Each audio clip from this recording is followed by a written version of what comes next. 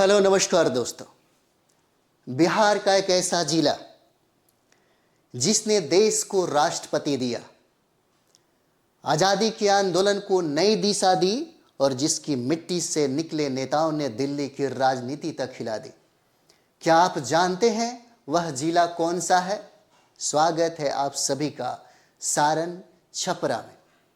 हर जिले की अपनी पहचान होती है, लेकिन सारण की पहचान सिर्फ नारों पर नहीं बल्कि भारत के इतिहास में दर्ज है। आइए जानते हैं उस धरती की कहानी जिसने देश को सोचने का नया नजरिया दिया। हम बार बार ये बात कहते हैं आपसे, जीएस कंप्लीट करना चाहते हैं, बिहार स्पेशल कंप्लीट करना चाहते हैं, तो बिहार में जिलों की संख्या है 38, है ना। बिहार में जिलों की संख्या कितना है? 38 जिला है। तो 38 जिलों के बारे में इतिहास, ज्योग्राफी, पॉलिटी, है ना, कुछ विविधता जो है उसके बारे में जानना जरूरी है। अगर चाहते हैं कि आप शिक्षक भर्ती में, आप चाहते हैं सिविल सर्विस में, और आप चाहते हैं बिहार के जितने भी प्रतियोगी परीक्षा हो उसमें हमारा बिहार स्पेशल ना छूटे, तो एक बार ये दर्शन जरूर कर लीजिएगा। हर जिलों का दर्शन मैंने कराया है, टोटल जिले का, है ना, सभी जिलों का है। तो आइए हम लोग सारण जिला को देखते हैं, और ये मैप में जरूर देखिएगा क्योंकि मैप के माध्यम से पढ़ना बड़ा आसान होता है ना। ये जो सारण जिला है, छपरा भी हम लोग कहते हैं सारण को, है ना, और इसी सारण जिला से बिलोंग करते हैं हमारे भारत के प्रथम first president of India doctor Rajendra Prasad, है ना। First president of India doctor Rajendra Prasad, Ziradei में उनका घर था, है ना। सारण जिला से ताल्लुकात रखते हैं। और ये आप देख सकते हैं, ये जो सारण जिला जो हम लोग मैप में देख रहे हैं, कई जिलों से इसका सीमा साझा करता है। ये सबसे पहला इंपॉर्टेंट हो जाएगा। कई जिला आप देख लीजिए, सबसे पहले भोजपुर हो जाता है ना। भोजपुर, यही भोजपुर है वो। 80 वर्ष की हड्डी में जागा जोश पुराना था, कहते हैं बीर कुंवर सिंह बड़ा वीर मर्दाना था। 1857 की कहानी जब हम पढ़ते हैं तो भोजपुर, है ना, भोजपुर को याद करते हैं। जगदीशपुर घर है। पटना कौन नहीं जानता, है ना, ये बिहार की राजधानी है। कई नाम है पटना के, कई नाम है ना। पाटलीग्राम कहते हैं, पाटलिब्रोथा कहते हैं, पाटलिपुत्र कहा जाता है। पुष्पपुर के नाम से जानते हैं, अजीमाबाद, है ना, अजीमाबाद के नाम से जानते हैं। मुगल जब राजकुमार यहाँ पर आए थे तब उन्होंने इसका नामकरण किया था। पाटलिपुत्र का नामकरण जो कई बार इतिहास में पूछा जाता है आपसे, उदयन के द्वारा। उसके बाद इस पाटलिपुत्र की राजधानी, ये जो पाटलिपुत्र है, गंगा सोन गंडक के संगम पर यह बसा है। उसके बाद मगध का राजधानी रहा और पूरे अखंड भारत पर यहीं से नियंत्रण स्थापित होता था। पुष्पपुर के नाम से हम लोग जानते हैं, कुसुमपुर के नाम से भी हम लोग जानते हैं। पटना शेरशाह के द्वारा दिया गया नाम है। मुगलों के समय में यह सबसे ज्यादा प्रसिद्धि प्राप्त कर लिया। पटना, पटना आज हम लोग पटना के नाम से जानते हैं, है ना। उसके बाद वैशाली, कौन नहीं जानता इस विश्व का सबसे पहला गणतंत्र। हम तो इसको भूल ही नहीं पाते हैं। हमारा बीपीएससी में इंटरव्यू चल रहा था, 2-4 प्रश्न के बाद डायरेक्ट यहीं से एक मैम ने पूछा था, विश्व का सबसे पुराना गणतंत्र कहाँ है बताओ, है ना। यह वैशाली, है ना, लक्ष्मी गणराज्य की वैशाली, आम्रपाली की वैशाली नगर वधु थी, दुनिया की सबसे खूबसूरत महिला। आप हर्यक वंश को पढ़े होंगे, है ना, जिसमें बिंबिसार और अजात शत्रु की कहानी भी पढ़े होंगे। और दोनों के बीच में ये महिला जो थी बहुत ही प्रसिद्ध थी। आम्रपाली जो है, आम्रपाली समकालीन थी तथागत बुद्ध की। इतनी सौंदर्य से परिपूर्ण यह महिला बाद में बौद्ध धर्म को अपना लेती है, बौद्ध धर्म के शरणों में चली जाती है। वो वैशाली को कौन भूल सकता है। महावीर की वैशाली, बुध की वैशाली, है ना। चलिए, बसाड़ भी जानते होंगे, मुजफ्फरपुर तो आप बिल्कुल जानते होंगे, गाना में भी है ना। लीची पर गाना था, मुजफ्फरपुर के लीची वाला गाना था, बहुत फेमस है। लीची के संदर्भ में भी प्रश्न पूछा कि हमारे बिहार में कौन ऐसा जिला है जहाँ पे लीची का सबसे ज़्यादा उत्पादन होता है, तो यही जिला होगा मुजफ्फरपुर, है ना। मुजफ्फरपुर है ना जी, मुजफ्फरपुर है। यहाँ पे डॉक्टर बी.आर. अम्बेडकर यूनिवर्सिटी है।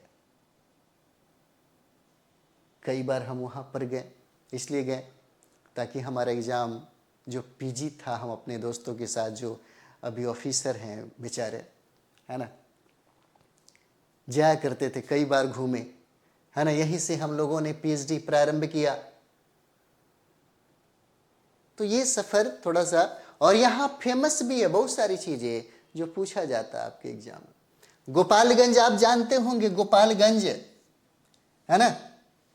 ये जो क्षेत्र आप देख रहे हैं ना, गोपालगंज, सिवान, सारण, या भोजपुरी बेल्ट है। यहाँ सबसे ज़्यादा लोग क्या भोजपुरी में बात करते हैं, है ना, भोजपुरी में बात करते हैं। यही बिहार का जिला जो लिंगानुपात में सबसे ज़्यादा है, गोपालगंज, यानी कि मर्दों की अपेक्षा महिलाओं की आबादी सर्वाधिक है। किस जिले में? लिंगानुपात में, मतलब 1000 पुरुषों पर महिलाओं की कितनी आबादी है, ये प्रदर्शित करता है ना। तो गोपालगंज जिला लिंगानुपात में सबसे ज़्यादा है, सर्वाधिक है लिंगानुपात में, है ना। और ये जिला जो है सीमा साझा करने वाले हैं। आप सिवान के बारे में भी देख लीजिए, ये सिवान भी है। कई जिले हैं जो सारण के साथ सीमा साझा करता है। एक बार आप देखे भी होंगे, हो सकता है आप लोग एग्जाम देते होंगे, या छोड़ दीजिए एग्जाम की बातें, आप लोग प्रैक्टिस सेट लगाते होंगे ना, घटना चक्र का पूर्वावलोकन, उसमें कई सवाल पूछे जाते हैं, पूछे गए हैं कई सवाल बीपीएससी के द्वारा कि बताइए कि पटना के साथ कितने जिले सीमा साझा करते हैं, पूछा गया प्रश्न है। हम लोग तो देते हैं तो हमको याद रहता है, पता नहीं आप लोग भी दिए होंगे, सिविल सर्विस तो याद होगा, है ना। 9 जिले हैं, 9 जिले, प्रश्न ये भी पूछा हुआ था। 38 जिला जो है ना, 38 जिला से गंगा, है ना, प्रवेश नहीं करती। गंगा का जो प्रवेश है बिहार के 12 जिलों से है। 445 किलोमीटर लंबाई है बिहार में, टोटल लंबाई 2525 किलोमीटर हो जाता है ना। 445 किलोमीटर है कहाँ? बिहार में इसकी लंबाई है, लेकिन सबसे ज्यादा लंबाई कहाँ पे? पटना में। यही प्रश्न पूछा था कि पटना में सबसे ज्यादा लंबाई कितना, तो 99 किलोमीटर हो जाता है भाई साहब, है ना, 99 किलोमीटर है। दूसरा सवाल इसी से रिलेटेड पूछ दिया कि पटना के बाद दूसरा कौन सा जिला है जहाँ पे गंगा का सर्वाधिक लंबाई है, तो ये भी जानते होंगे, सिल्क सिटी हो जाता है, भागलपुर हम लोग कहते हैं, है ना। ये सिवान जिला हो जाएगा। और सारण से एक राज्य भी, है ना, एक राज्य भी सीमा साझा करता है, और वह राज्य हो जाएगा कौन सा राज्य? यही है उत्तर प्रदेश, है ना, यही उत्तर प्रदेश है। पूरे भारत में सबसे ज्यादा अनुसूचित जाति की आबादी यहीं पर है, एससी की आबादी सबसे ज्यादा यहीं पर है। यह प्रश्न एक बार पूछा हुआ था, है ना, कि भारत में कौन ऐसा राज्य है जहां पे अनुसूचित जाति की आबादी सबसे ज्यादा है? सबसे ज्यादा आबादी वाला राज्य है उत्तर प्रदेश अनुसूचित जाति का, है ना।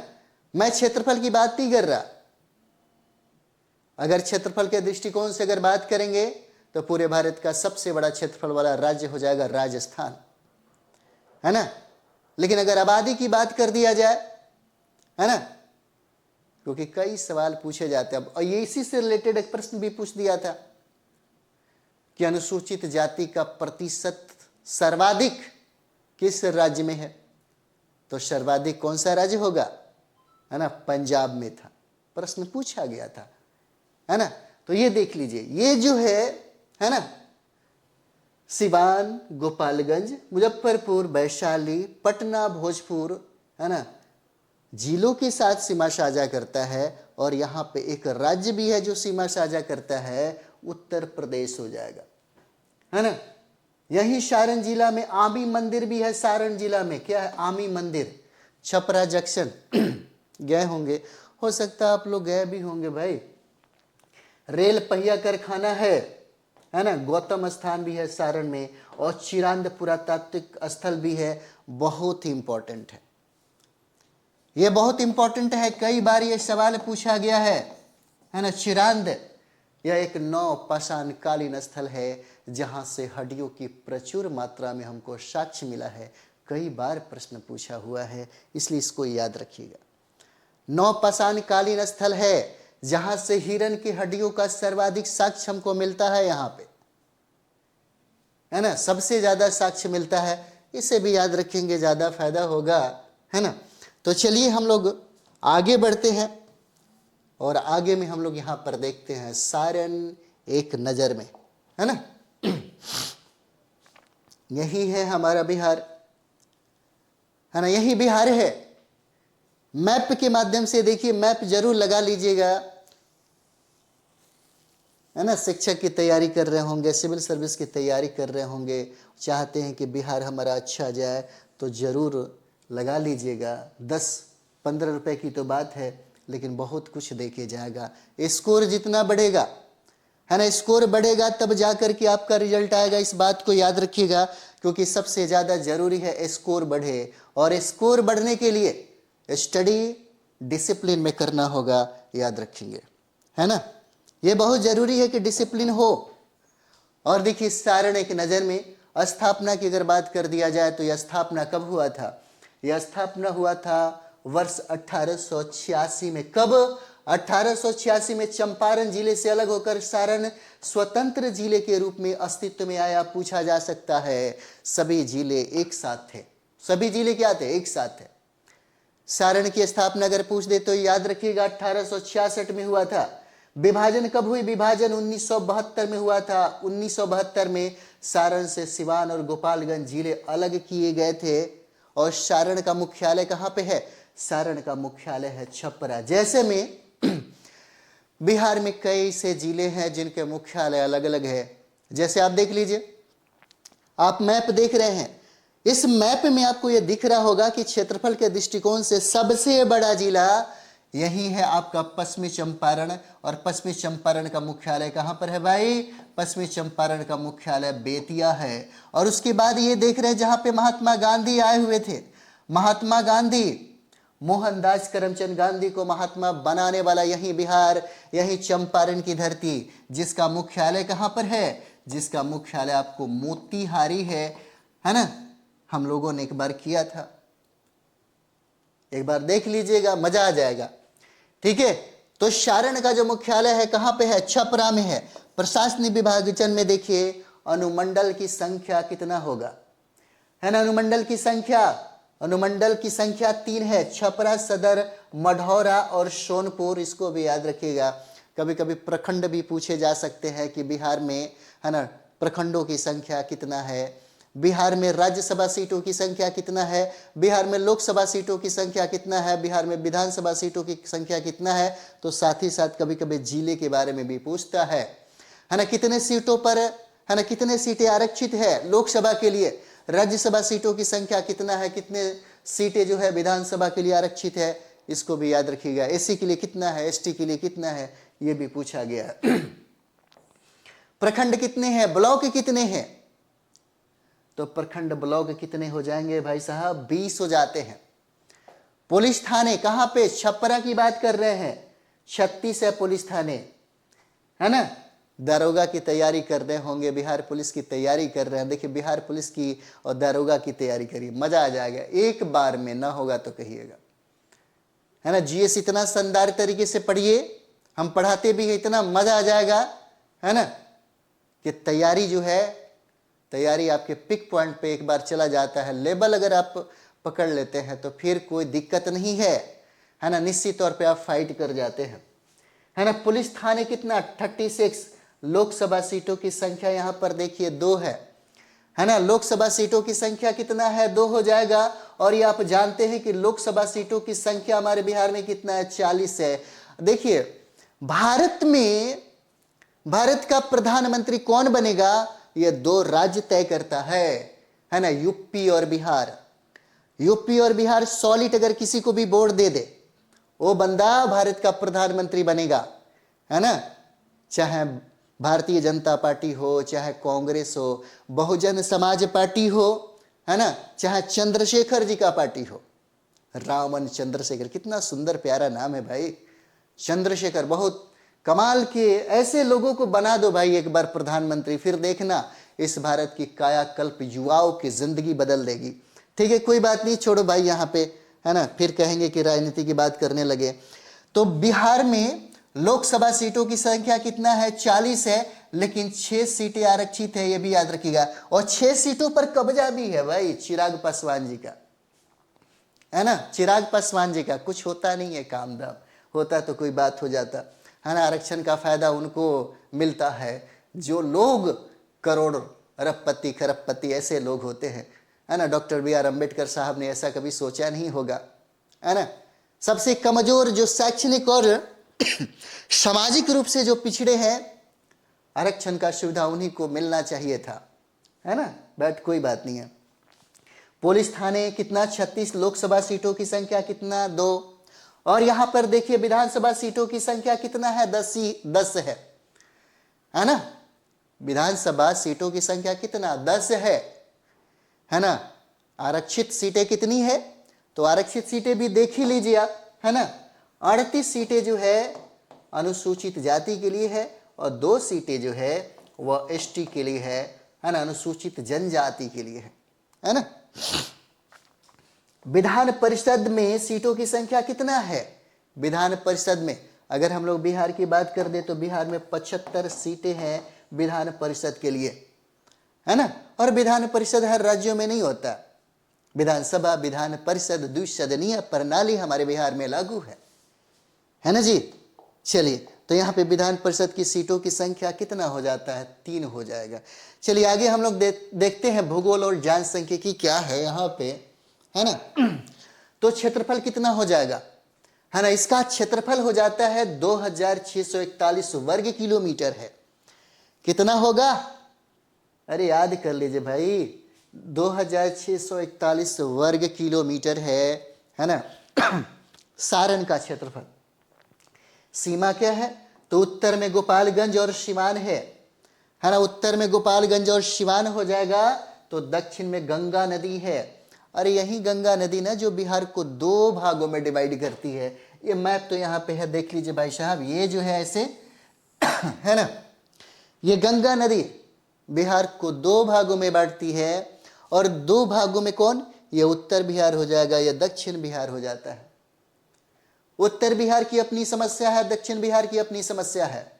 उत्तर बिहार की समस्या है, अभी के समय में देखिएगा, है ना, बाढ़ आ जाता है।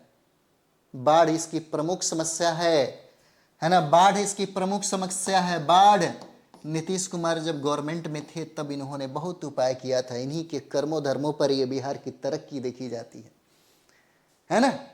बहुत तरक्की किया था। और इसी समय दक्षिण बिहार में लोग सूखा से त्राहिमाम करते हैं, यानी कि यहां भी समस्या है ना। हर जगह समस्या भाई। ये सूखा की समस्या है, तो उत्तर बिहार में बाढ़ की समस्या है, और यही नदी है गंगा नदी जो बिहार को 2 भागों में डिवाइड करती है ना। अब यहां पर देखिए कहता है कि उत्तर में गोपालगंज और सिवान है, और दक्षिण में गंगा नदी है, तो पूर्व में कौन सा? पटना है ना। और पश्चिम में बलिया हो जाएगा। उत्तर प्रदेश बलिया सटा हुआ जिला है बलिया, इसका यहाँ भी लोग भोजपुरी ही बोलते हैं, है ना। अब यहाँ पर देखिए शिशु लिंगानुपात कितना हो जाएगा? 2011 जनगणना के अनुसार हम लोग बात करते हैं। कब? 2011 जनगणना के अनुसार, है ना, सारण का लिंग अनुपात कितना हो जाएगा? 926 हो जाता है। कितना? 926, ठीक है। और अनुसूचित जाति जनसंख्या लगभग कितना प्रतिशत है? यहाँ पे 12% है ना, 12% है। और अनुसूचित जनजाति जनसंख्या 0.98% हो जाता है। यहाँ की प्रमुख नदियां गंगा, घाघरा, गंडक है ना। गंगा, घाघरा, गंडक। अच्छा, यहाँ पे दो नदियों के बारे में, क्योंकि उत्तर की बात हम लोग कर रहे हैं, तो आप चलिए यहाँ पे बीपीएससी में एक प्रश्न पूछा हुआ था, है ना, ये जो गंगा नदी है, उत्तर से आने वाली ये जो नदी है ना, इसी को हम लोग घाघरा कहते हैं, घग्गर कहते हैं। और ये जो नदी है ना, जो पश्चिमी चंपारण होते हुए देख रहे हैं, ये गंडक नदी है। ये है गंडक नदी और ये है घग्गर नदी, है ना। और ये दोनों नदियां जो है, विशेष हम इसलिए बता रहे हैं कि दोनों नदियां जो है यह बिहार और उत्तर प्रदेश की सीमा बनाती है, बिहार और यूपी की सीमा बनाती है, पूछा हुआ प्रश्न है। और एक नदी आप देख सकते हैं दक्षिण से जाकर के मिलने वाली नदी है, जिसको हम लोग पवित्र नदी कहते हैं, यही नदी है कर्मनाशा नदी। और ये तीन नदियां जो बिहार और उत्तर प्रदेश की सीमा बनाती है ना, कौन सा है? घग्गर नदी है, और ये है गंडक नदी है, और ये है कर्मनाशा नदी। दो नदियां उत्तर से आकर के गंगा में मिलती है, और एक जो नदी कर्मनाशा नदी है वह दक्षिण से जाकर के गंगा में मिलती है। प्रश्न पूछा हुआ था, है ना, याद आया, बता दिया। चलिए यहाँ पे हम लोग देखते हैं प्रमुख नदियां गंगा, घाघरा, गंडक है। कृषि और अर्थव्यवस्था, है ना, हमारे भारत का रीढ़ है एग्रीकल्चर, कृषि, है ना, लेकिन युवाओं की चाहते जो है कृषि पे नहीं, सरकारी नौकरी पर हो गया है ना। अब वो बिल्कुल चाहते नहीं है कृषि करना। अब पढ़े लिखे लोग हैं वो सोचते हैं कि कृषि में कुछ तो अलग किया जाए।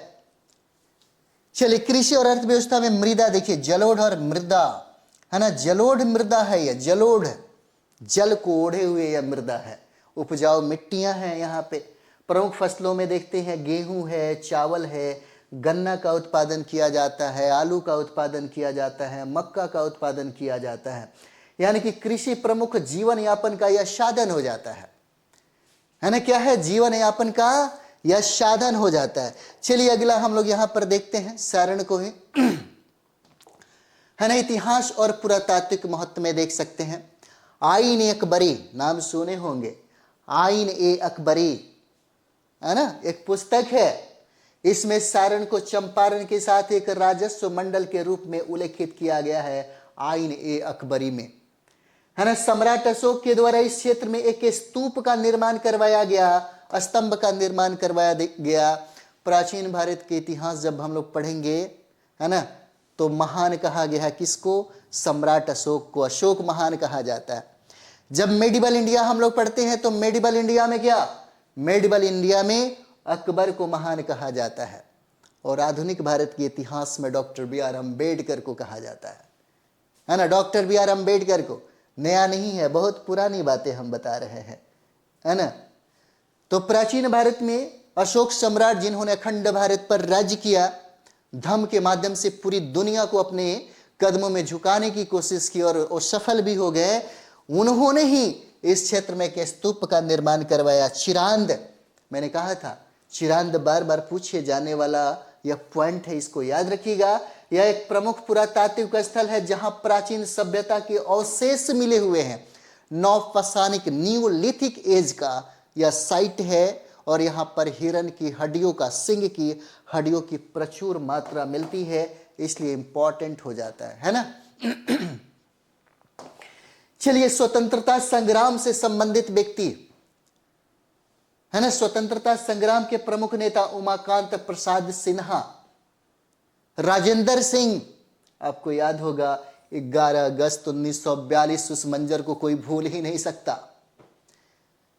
उसे कोई भुला नहीं सकता, है ना। सचिवालय पर झंडा फहराने के क्रम में, है ना, वो शहीद हो गए थे, है ना। कुछ लोगों का ताल्लुकात इस सारण जिला से है, याद रखेंगे, बहुत इंपॉर्टेंट है उमाकांत प्रसाद सिन्हा को और राजेंद्र सिंह को, है ना। पटना सचिवालय गोलीकांड में शहीद हो गए, याद रखेंगे, जगलाल चौधरी को, जयप्रकाश नारायण को, है ना। संपूर्ण क्रांति की नारा दिया, और कांग्रेस पार्टी की सरकार थी उस समय, हमारे भारत के प्रधानमंत्री थे कौन? लेडी, बहुत शक्तिशाली, बहुत पावरफुल, इंदिरा गांधी, कांग्रेस की धजिया उड़ा करके रखने वाले। और ये जयप्रकाश नारायण जो है उस समय कमाल के छात्र हुआ करते थे। हमारे बिहार को लीड करने में सबसे ज्यादा योगदान जो है छात्रों का रहा है, स्टूडेंट का रहा है ना, पटना की धरती का, है ना, बिहार की धरती का रहा है। 74 में उन्होंने जो संपूर्ण क्रांति का नारा दिया, इतिहास की दिशा और दशा बदल गई, है ना। इतिहास की दिशा और दशा बदल गई, इन्हें भुलाया ही नहीं जा सकता। राहुल सांस्कृत्यायन प्रसिद्ध साहित्यकार है ना। राहुल सांस्कृत्यायन प्रसिद्ध साहित्यकार है। अब देखिए एक प्रश्न और भी पूछ दिया यहाँ पे, है ना। जब भी भिखारी ठाकुर का नाम आता है मुझे फिर से वो मंजर याद आता है भाई, वो कहानी। प्रसिद्ध नाटककार है, लोक गायक है, इनकी नाटक है बहुत ही फेमस है, जो पूछा गया आपके एग्जाम में, है ना। विदेशिया नाटक है। हमसे पूछा इंटरव्यू वाला, सिविल सर्विस का एग्जाम आप लोग देते होंगे तो पता ही चलता होगा, है ना। पूछा जाता है कि आपका हॉबी क्या है, तो मैंने कहा था कि मुझे, है ना, हम भोजपुरी एल्बम जो होता है उसमें हम गीत लिखते हैं। तब उन्होंने कहा कि ठीक है, गाना सुनाइए जो आपका लिखा हुआ हो, बहुत, है ना, आप अपना फेवरेट गाना सुनाइए। मैंने सुना दिया। सुनाने के बाद मैं जान रहा था, है ना, कि हमसे पूछा जाएगा कि भोजपुरी का इतिहास बताइए, है ना। उस रात में गूगल पे गूगल किए जा रहे थे और पूछ रहे थे गूगल बाबा से कि भाई भोजपुरी का क्या इतिहास है, मेरे को बता दो, है ना, क्या है ना, इसका उत्पत्ति कहाँ से हुआ। लेकिन गूगल बाबा ने भी ये नहीं बताया कि भाई भोजपुरी का क्या इतिहास है। लेकिन मुझे बार बार मिल रहा था, बार बार किसके बारे में चर्चा मिल रही थी, तो भिखारी ठाकुर के बारे में। मुझे पता था कि पूछा जाएगा, लेकिन यही दूसरा सवाल था। फिर पूछा गया कि बताइए भोजपुरी का इतिहास के बारे में, है ना, कुछ बताइए। मैं नहीं चाहता था कि गोल गोल घुमाए, क्योंकि गोल गोल घुमाने से नंबर कट जाता है। मैंने उसी वक्त कहा कि सॉरी सर, ठीक है। तो ये है, भिखारी ठाकुर के बारे में पूछा जाता है और इनके नाटक के बारे में पूछा गया है ना, कि विदेशिया किसका नाटक है, कौन सा, विदेशिया, है ना। विदेशिया नाटक है, बहुत प्रसिद्ध है। भोजपुरी में इन्होंने बहुत योगदान दिया है भाई, बहुत योगदान दिया है ना। भोजपुरी के जो कलाकार होंगे, है ना, भिखारी ठाकुर उनके लिए माता पिता भगवान से बढ़ के होंगे भोजपुरी के लिए। चलिए आगे हम लोग देखते हैं। शैक्षणिक संस्थान में जयप्रकाश, है ना, विश्वविद्यालय भी यहीं पर है, और यहीं पर राजेंद्र कॉलेज भी है, और गंगा सिंह कॉलेज भी है, और जगलाल चौधरी कॉलेज भी है। कहाँ, सारण में है। प्रमुख दर्शनीय स्थल में देखें, गौतम स्थान है, धार्मिक स्थल है। आमी मंदिर प्रसिद्ध धार्मिक स्थल है, और चिरांद जो ऐतिहासिक पुरातात्विक स्थल हो जाता है। ये पॉइंट को याद रखिएगा, कहीं भूल ना जाना, है ना, तो फिर प्रॉब्लम हो जाएगा, है ना जी, भूलना नहीं है। चलिए हम इसके बाद हम लोग पढ़ेंगे किशनगंज के बारे में। तो मिलते हैं नेक्स्ट वीडियो में। थैंक यू वेरी मच आप सभी लोगों का।